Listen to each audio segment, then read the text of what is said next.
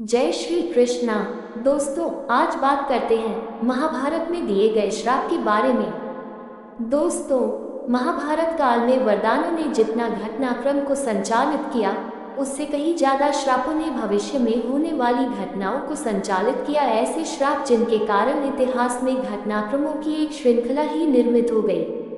एक, गांधारी का श्री कृष्ण को श्राप। महाभारत के युद्ध के बाद जब भगवान श्री कृष्ण गांधारी को सांत्वना देने पहुंचे तो अपने पुत्रों का विनाश देखकर गांधारी ने श्री कृष्ण को श्राप दिया कि जिस प्रकार पांडव और कौरव आपसी फूट के कारण नष्ट हुए हैं, उसी प्रकार तुम्हारे बंधु बांधवों भी नष्ट हो जाएंगे। आज से 36वें वर्ष तुम अपने बंधु बांधवों व पुत्रों का नाश हो जाने पर एक साधारण कारण से अनाथ की तरह मारे जाओगे।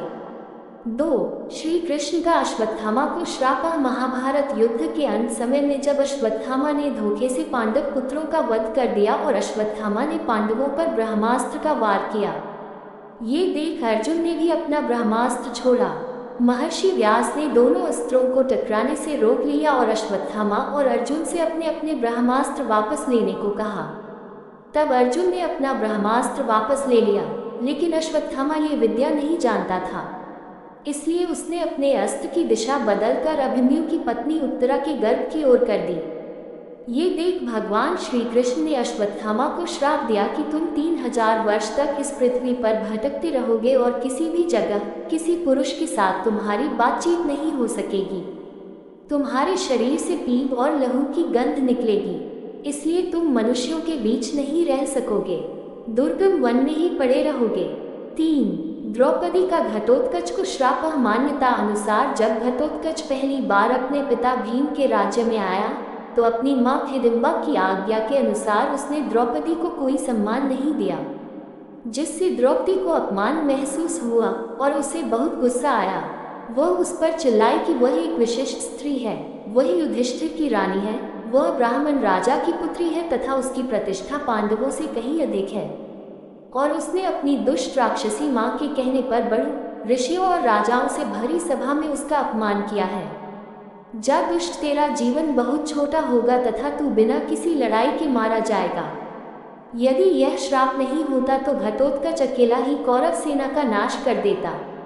4, अम्बा का शाप। सत्यवती शांतनु के पुत्र विचित्रवीर्य के युवा होने पर भीष्म ने बलपूर्वक काशीराज की 3 पुत्रियों का हरण कर लिया और वे उसका विवाह विचित्रवीर्य से करना चाहते थे, क्योंकि भीष्म चाहते थे कि किसी भी तरह अपने पिता शांतनु का कुल बढ़े। लेकिन बाद में बड़ी राजकुमारी अम्बा को छोड़ दिया गया, क्योंकि वह शाल्वराज को चाहती थी, लेकिन शाल्वराज के पास जाने के बाद अम्बा को शाल्वराज ने स्वीकार करने से मना कर दिया।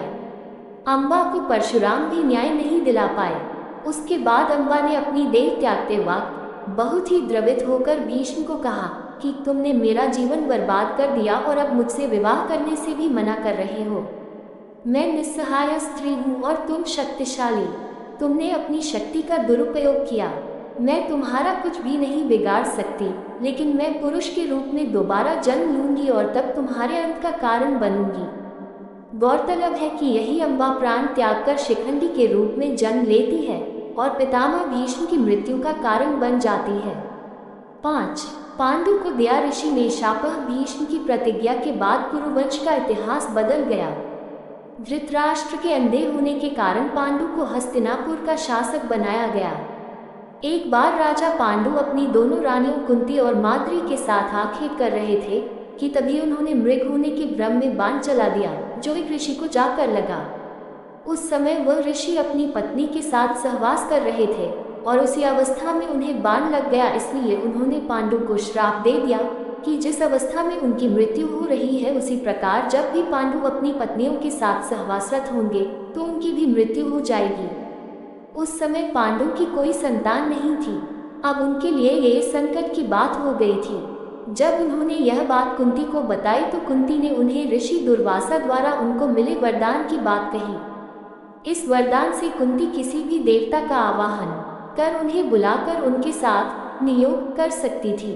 विवाह पूर्व उन्होंने सूर्यदेव का आवाहन किया था, जिसके चलते कर्ण का जन्म हुआ था, लेकिन कुंती ने लोक लज्जा के कारण उसे नदी में बहा दिया था। पांडु मान गए तब कुंती ने एक एक कर कई देवताओं का आवाहन किया। इस प्रकार माद्री ने भी देवताओं का आवाहन किया। तब कुंती को 3 और माद्री को 2 पुत्र प्राप्त हुए, जिनमें युधिष्ठिर सबसे ज्येष्ठ थे। कुंती के अन्य पुत्र थे भीम और नल, अर्जुन तथा माद्री के पुत्र थे नकुल व सहदेव। कुंती ने धर्मराज, वायु एवं इंद्र देवता का आवाहन किया था, तो माद्री ने अश्विन कुमारों का। बाद में पांडु ने जब अपनी पत्नियों से सहवास किया तो वे मृत्यु को प्राप्त हो गए। फिर धृतराष्ट्र को सिंहासन मिला। 6 कर्ण को मिला शापः। जब द्रोणाचार्य ने कर्ण को ब्रह्मास्त्र विद्या सिखाने से इनकार कर दिया, तब वे परशुराम के पास पहुंच गए। परशुराम ने प्रण लिया था कि वे इस विद्या को किसी ब्राह्मण को ही सिखाएंगे, क्योंकि इस विद्या के दुरुपयोग का खतरा बढ़ गया था। उस काल में तापस, कुशाग्र, विनम्र, ब्रह्मज्ञाता और विद्यावान लोगों को ही ब्राह्मण कहा जाता था। कर्ण ये सीखना चाहता था, तो उसने परशुराम के पास पहुंचकर खुद को ब्राह्मण का पुत्र बताया और उनसे यह विद्या सीख ली। परशुराम ने ब्रह्मास्त्र के अलावा कर्ण को अन्य सभी अस्त्र शस्त्रों की शिक्षा दी थी। बाद में जब परशुराम को इस विश्वासघात का पता चला, तब उन्होंने कर्ण को श्राप दिया कि तुमने मुझसे जो भी विद्या सीखी है वह झूठ बोलकर सीखी है, इसलिए जब भी तुम्हें इस विद्या की सबसे ज्यादा आवश्यकता होगी तभी तुम इसे भूल जाओगे, कोई भी दिव्यास्त्र का उपयोग नहीं कर पाओगे। 7 अर्जुन को मिला श्रापः। अर्जुन सशरीर इंद्र सभा में गया तो उसके स्वागत में उर्वशी, रंभा आदि अप्सराओं ने नृत्य किए। अर्जुन के रूप सौंदर्य पर मोहित हो उर्वशी उसके निवास स्थान पर गए और प्रणय निवेदन किया। साथ ही इसमें कोई दोष नहीं लगता, इसके पक्ष में अनेक दलीलें भी दी, किंतु अर्जुन ने अपने दृढ़ इंद्रिय संयम का परिचय दिया। उर्वशी अपने कामुक प्रदर्शन और तर्क देकर अपनी काम वासना तृप्त करने में असफल रही, तो क्रोधित होकर उसने अर्जुन को 1 वर्ष तक नपुंसक होने का श्राप दे दिया। अर्जुन ने उर्वशी से शापित होना स्वीकार किया, परंतु संयम नहीं तोड़ा। जब ये बात उनके पिता इंद्र को पता चली तो उन्होंने अर्जुन से कहा, हे पुत्र, तुमने तो अपने इंद्रिय संयम द्वारा ऋषियों को भी पराजित कर दिया। तुम जैसे पुत्र को पाकर कुंती वास्तव में श्रेष्ठ पुत्र वाली है। उर्वशी का शाप तुम्हें वरदान रूप सिद्ध होगा। भूतल पर वनवास के 13वें वर्ष में तुम्हें अज्ञातवास करना पड़ेगा, उस समय ही सहायक होगा। उसके बाद तुम अपना पुरुषत्व फिर से प्राप्त कर लोगे। इस शाप के चलते अज्ञातवास के समय अर्जुन ने विराट के महल में नर्तक वेश में रहकर विराट की राजकुमारी उत्तरा को संगीत और नृत्य विद्या सिखाई थी। तत्पश्चात वे शाप मुक्त हो गए थे। 8 दुर्योधन को मिला श्रापः। एक बार धृतराष्ट्र के दरबार में महर्षि मैत्रेय उपस्थित हुए। मैत्रेय जी ने कहा कि राजन, तीर्थ यात्रा करते हुए वहां संयोगवश काम्यक वन में युधिष्ठिर से मेरी भेंट हो गई। वे आजकल तपोवन में रहते हैं। उनके दर्शन के लिए वहां बहुत से ऋषि मुनि आते हैं। मैंने वही ये सुना कि तुम्हारे पुत्रों ने पांडवों को जुए में धोखे से हराकर वन भेज दिया। वहां से मैं तुम्हारे पास आया हूँ। उन्होंने धृतराष्ट्र से इतना कहकर पीछे मुड़ते हुए दुर्योधन से कहा, तुम जानते हो पांडव कितने वीर और शक्तिशाली हैं।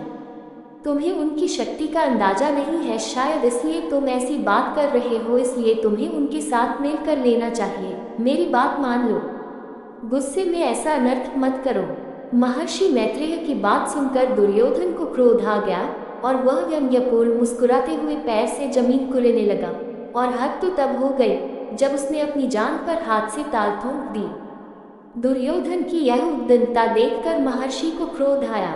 तब उन्होंने दुर्योधन को श्राप दिया कि तू मेरा तिरस्कार करता है, मेरी बात शांतिपूर्वक सुन नहीं सकता।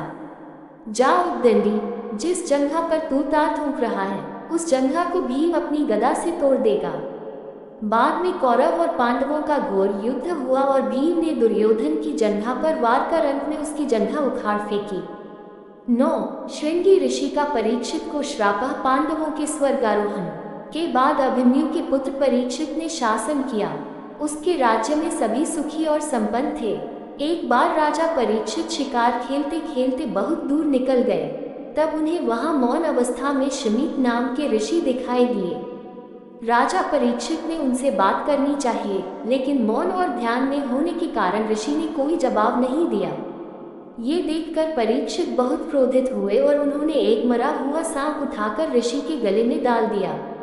ये बात जब शमी ऋषि के पुत्र श्रृंगी को पता चली तो उन्होंने श्राप दिया कि आज से 7 दिन बाद तक्षक नाग राजा परीक्षित को दंश लेगा, जिससे उनकी मृत्यु हो जाएगी। दोस्तों, हमारे द्वारा दी गई जानकारी अच्छी लगी हो तो वीडियो को लाइक, शेयर और कमेंट में जय श्री कृष्णा जरूर लिखिएगा और हमारे चैनल को सब्सक्राइब अवश्य कीजिएगा। धन्यवाद। जय श्री कृष्णा। हरि हर।